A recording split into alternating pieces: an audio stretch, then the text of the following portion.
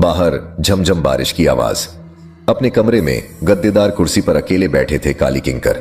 सामने की मेज के दोनों ओर ढेर सारे पंचांग, भूत डामर, बगलामुखी तंत्र, वशीकरण विद्या जैसी किताबें और सफेद कागज पर खींचे हुए जन्म कुंडली आदि थे।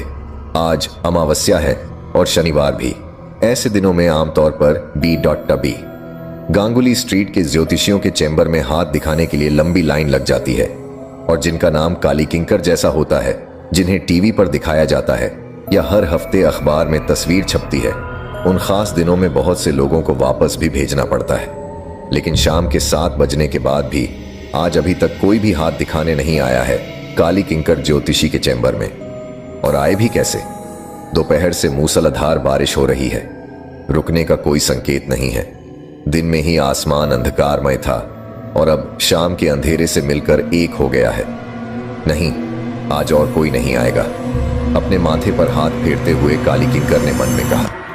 इसके बाद वे चैम्बर बंद करके उठने की सोच रहे थे और अपने असिस्टेंट कम ड्राइवर हरिपद को आवाज देने वाले थे, लेकिन तभी उन्हें याद आया उन्होंने उसे एक काम पर भेजा हुआ है। हरिपद अभी तक लौटा नहीं है और जब तक वह नहीं लौटता उन्हें भी चैम्बर में रुकना होगा। काली किंकर की मेज पर एक टेबल लैंप रखा हुआ है, उसकी हल्की रोशनी कमरे में फैल रही है। उन्होंने ध्यान से कमरे को देखना शुरू किया। कई दिनों से सोच रहे हैं कि चैम्बर को आधुनिक तरीके से सजाएंगे। एक कंप्यूटर भी लगाने की इच्छा है। जमाना बदल रहा है, कंप्यूटर की मदद से भाग्य गणना की आजकल बहुत मांग है। कई ज्योतिषी लगा रहे हैं, लेकिन ये सब काम करने की सोचते हुए भी दूसरे कामों के चलते कर नहीं पा रहे हैं। चैम्बर की दीवारों पर कतार में तस्वीरें टंगी हुई हैं। किसी में काली किंकर किसी प्रसिद्ध व्यक्ति के साथ हैं, किसी में 10 महाविद्या या प्रसिद्ध साधना पीठ की। जो लोग यहाँ आते हैं उनके मन पर, उनकी आस्था पर इन तस्वीरों का प्रभाव पड़ता है। क्लाइंट के मन में काली किंकर के प्रति एक अतिरिक्त विश्वास पैदा होता है। तस्वीरों को देखते देखते उनकी नजर एक कोने में पड़ी एक तस्वीर पर अटक गई। कई दिनों बाद उन्होंने उस तस्वीर को देखा। बहुत पुरानी, धुंधली हो चुकी एक फ्रेम में बंद तस्वीर। फ्रेम पर धूल जमी हुई है। उसमें एक जटाजूटधारी पुरुष की धुंधली आकृति उभर रही है।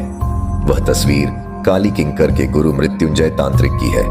उन्हीं से ज्योतिष सम्राट काली किंकर ने ज्योतिष शास्त्र की पहली शिक्षा ली थी। ज्योतिष सम्राट, हाँ, यही उपाधि काली किंकर अपने नाम से पहले उपयोग करते हैं। ज्योतिष सम्राट गुरु मृत्युंजय एक अद्भुत शक्ति संपन्न व्यक्ति थे। काकचरित्र, ललाट लिखन पढ़ने की अद्भुत क्षमता थी उनकी। किसी व्यक्ति को देखकर वे क्षण भर में उसका भूत भविष्य बता देते थे। लेकिन ज्योतिषी कहने का जो मतलब आजकल लोग समझते हैं, उस अर्थ में वे ज्योतिषी नहीं थे।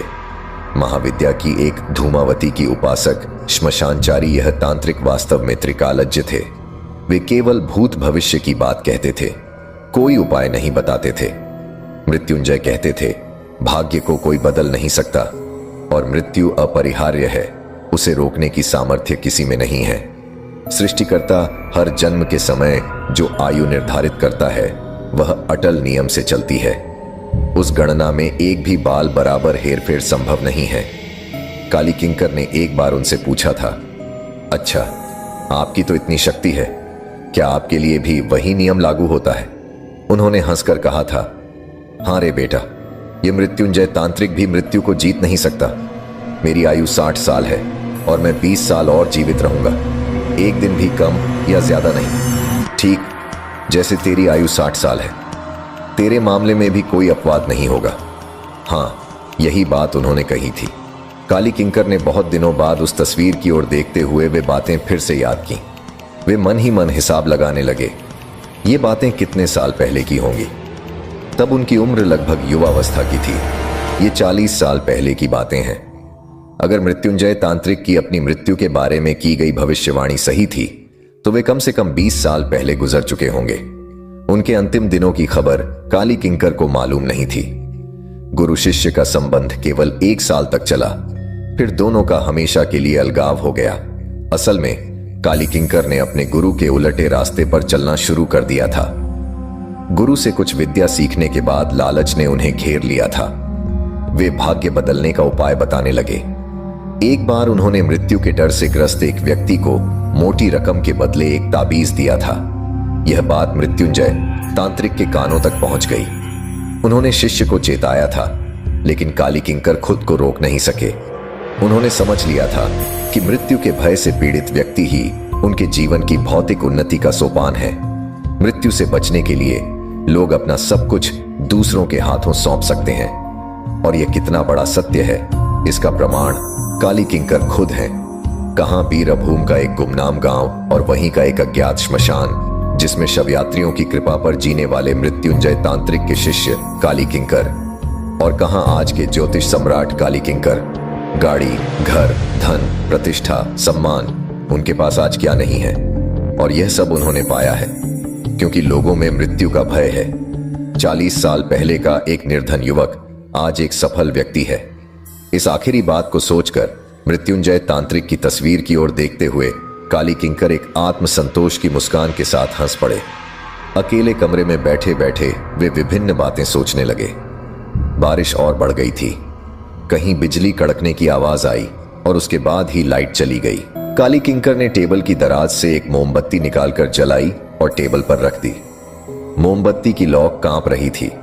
आधे अंधेरे कमरे में मोमबत्ती की एक किरण जाकर दीवार के कोने में लगी मृत्युंजय तांत्रिक की तस्वीर पर पड़ रही थी। काली किंकर की नजर फिर उस तरफ चली गई। कुछ क्षण उस ओर देखने के बाद काली किंकर को अचानक लगा कि धुंधली हो चुकी तस्वीर मोमबत्ती की रोशनी में जैसे जीवंत हो उठी है। तस्वीर के फ्रेम से उज्जवल आंखों से जैसे मृत्युंजय उनकी ओर देख रहे हों। उनके होठों के कोने पर एक मुस्कान उभर आई हो।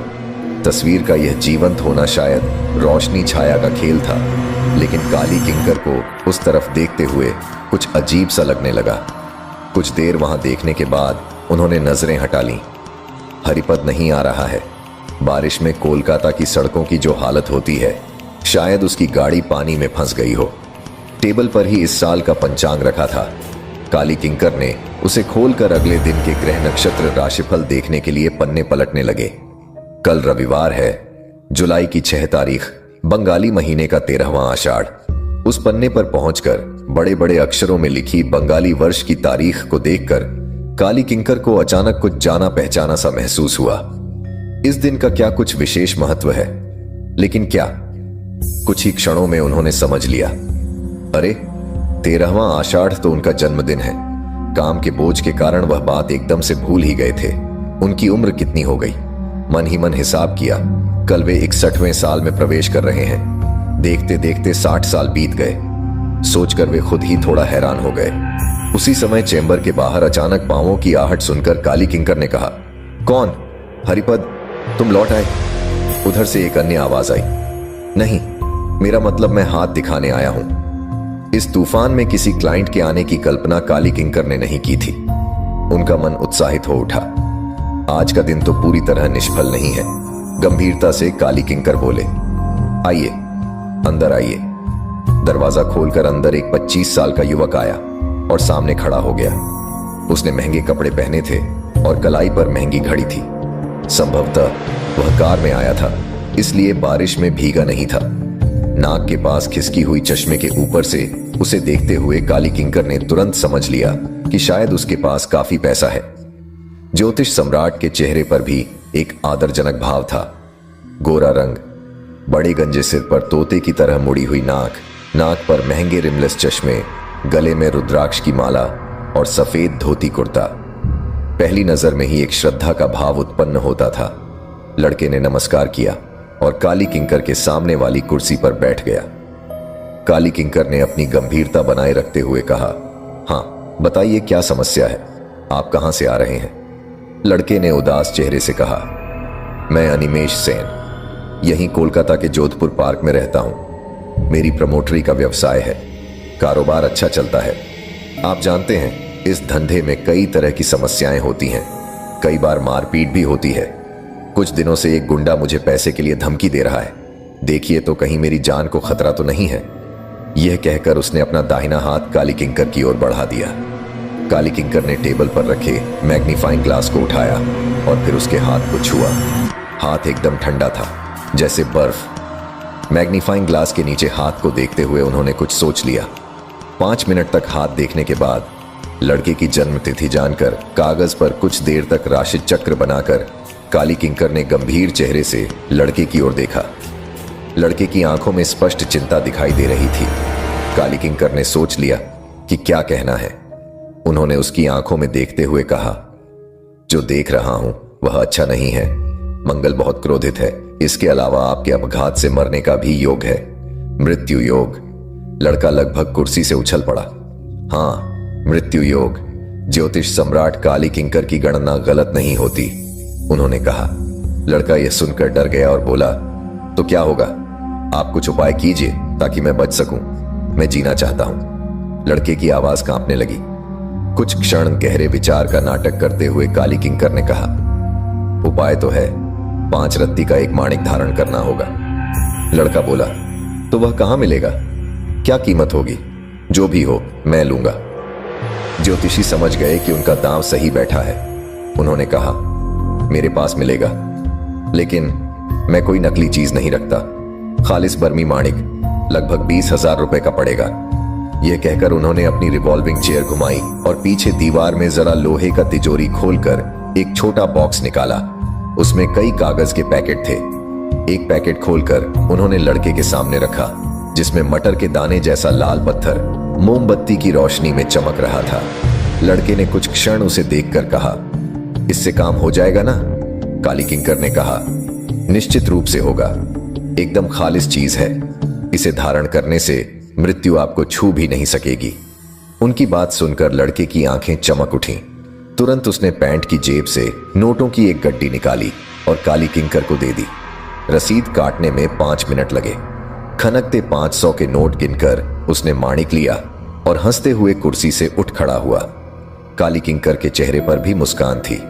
उन्होंने नोट तिजोरी में रखते हुए लड़के से कहा, आप निश्चिंत होकर जाएं, आवश्यकता हो तो फिर आइएगा।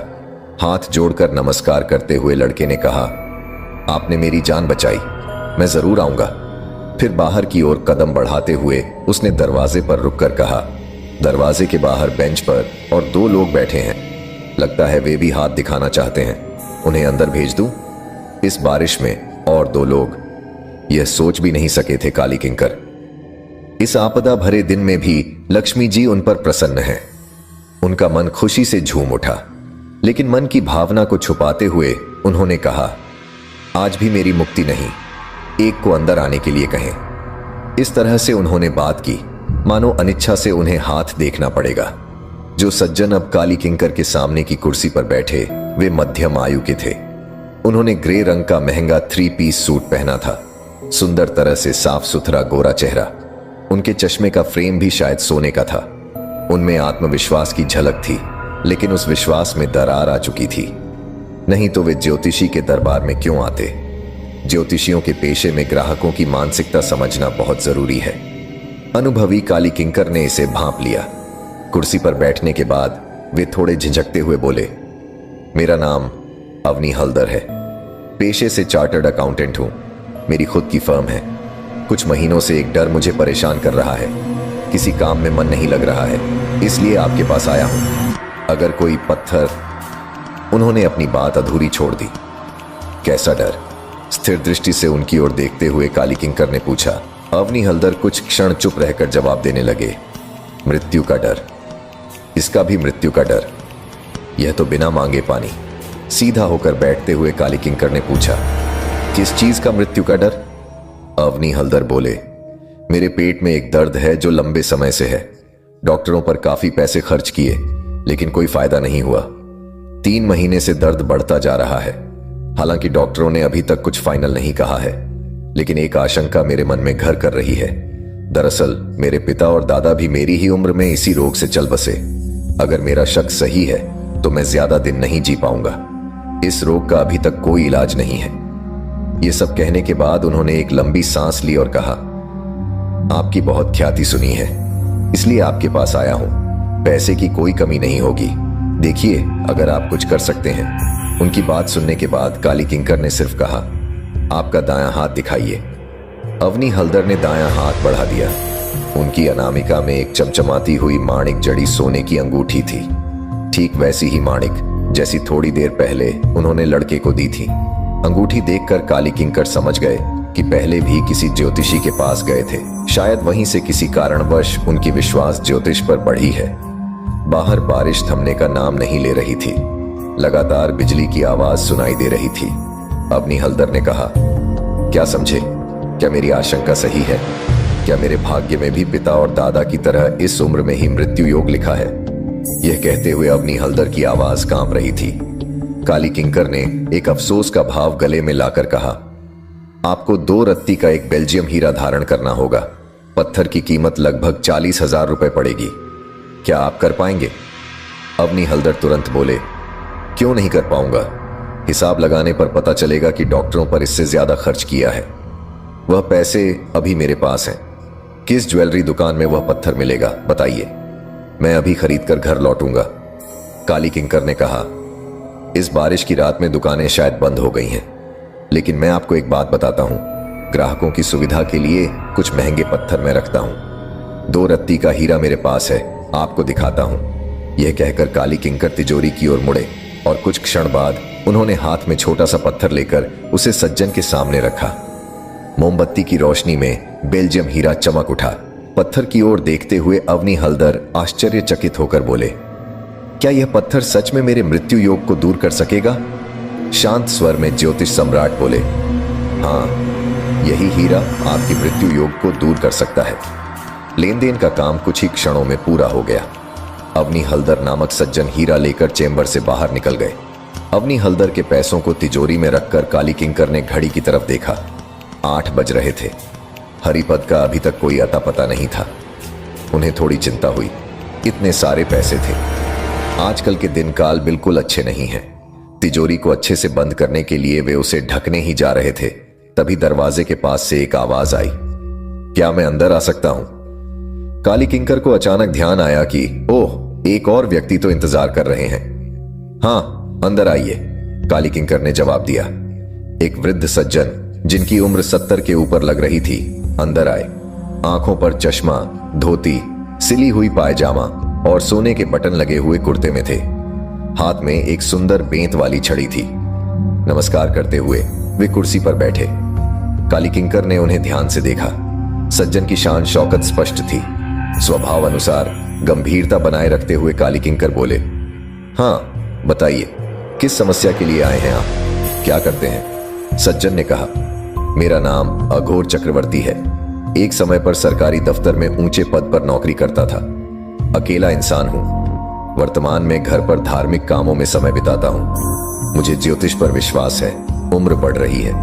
अंतिम समय में अपने भविष्य को जानने आया हूं। क्या आप भविष्य पढ़ सकते हैं? मेरी उम्र के कारण हस्तरेखा सब मिट चुकी हैं। काली किंकर ने कहा, क्यों नहीं, सभी विद्याएं मुझे आती हैं। एक समय पर मैं मृत्युंजय तांत्रिक का शिष्य था। सामान्यतः वे यह बात नहीं कहते। अनजाने में ही मृत्युंजय तांत्रिक का नाम उनके मुंह से इतने दिनों बाद निकल गया। वृद्ध ने कहा, ओ मृत्युंजय तांत्रिक, मैंने उनका नाम सुना है। वृद्ध ने उन्हें खुश करने के लिए यह बात कही या नहीं, यह काली किंकर समझ नहीं पाए। उनके माथे की ओर काफी देर तक देखते हुए काली किंकर बोले, अपनी जन्म तारीख बताइए। माथे की लकीरों के साथ जन्म तारीख मिलाकर मुझे जो बताना होगा बताऊंगा। सज्जन ने अपनी जन्म तारीख बता दी। कागज पर कुछ रेखाएं खींचते हुए काली किंकर ने सोचा, इस व्यक्ति के पास भी काफी पैसा है। उनकी तिजोरी में एक पन्ने की अंगूठी रखी है। आज भाग्य देवी उन पर बहुत प्रसन्न है। इस व्यक्ति के साथ भी खेल खेला जाए। काफी देर तक रेखाएं खींचने के बाद कागज की ओर देखते हुए ज्योतिषी बोले, जो देखा वह अच्छा नहीं लग रहा है। आजकल 70 साल की उम्र मरने की उम्र नहीं होती।